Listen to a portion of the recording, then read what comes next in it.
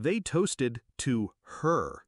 My name wasn't mentioned, just smiles, clinks, and fake gratitude dripping from lips that used to praise mine. "Congratulations, Claire," my boss beamed. "You outperformed everyone. You earned this." Everyone. He meant me. He meant the woman who trained her. I smiled, lifted my glass, held the champagne like it didn't taste like ash. I let them celebrate, let them think they won, but I was already counting the hours until Monday's fallout began. Claire arrived 4 months ago, fresh out of business school, glossy-eyed, hungry. She asked too many questions, took too many notes, shadowed me like a second skin. I didn't mind. Mentorship was part of my job. At least, that's what I told myself. She was charming, sharp. She laughed at our boss's tired jokes, wore red lipstick on presentation days, knew when to speak, and, more importantly, when to shut up. She played the game like she'd invented it, and I taught her every rule. The first crack appeared in a meeting. A pitch I'd written, word for word, came out of her mouth. I sat there stunned, heart thudding, watching our boss nod in approval. She never looked at me, never acknowledged whose idea she was selling. I confronted her afterward. She blinked. "Oh, I thought we were a team." Team? The same way a thief is part of the team that owns the house? From there, it spiraled. Projects I started got rerouted through her. Emails that used to come to me suddenly skipped my inbox. And then the rumors that I was slipping, burned out, outpaced by fresh talent. I traced it back to her, of course. Little comments, innocent concerns. She knew how to drip poison without ever touching the glass. When the promotion was announced, my promotion, I wasn't shocked, just silent.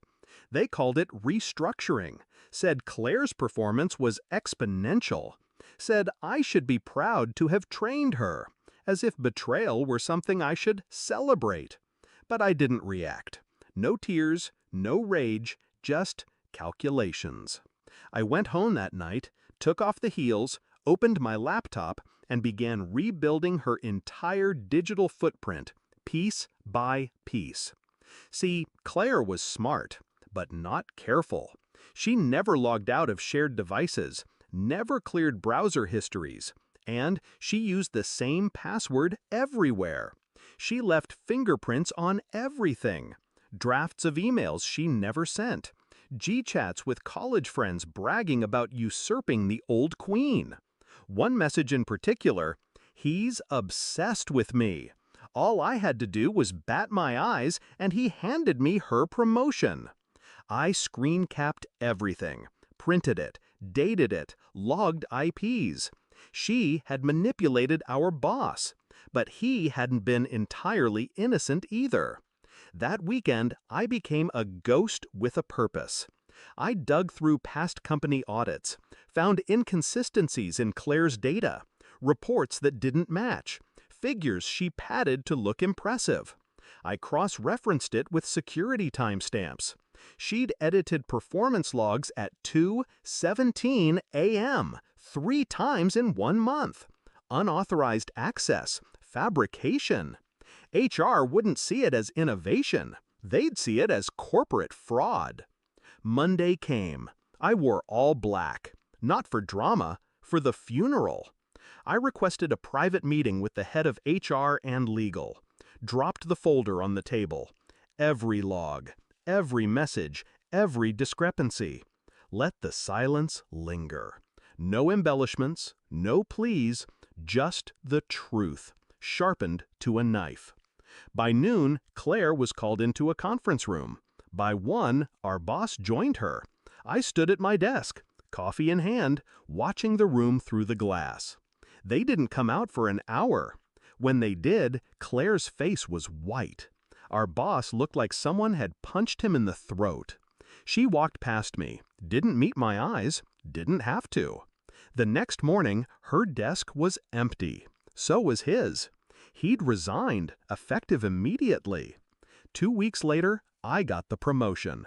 No applause, no toasts, no celebration. Just a key card to the corner office. And silence. The kind you earn. I never wanted to destroy anyone, but I also don't lose. Not quietly. I gave them every chance to do it the right way. They chose shortcuts, seduction, sabotage. I chose evidence, patience, precision.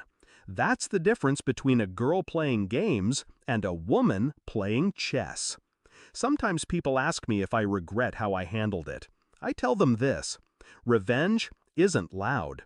It's not about screaming or slamming doors.